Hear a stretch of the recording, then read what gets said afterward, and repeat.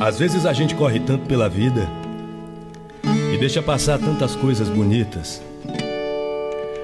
A gente corre tanto que não percebe as coisas, as flores à beira do caminho. Às vezes, a gente quer que o fruto amadureça antes do tempo.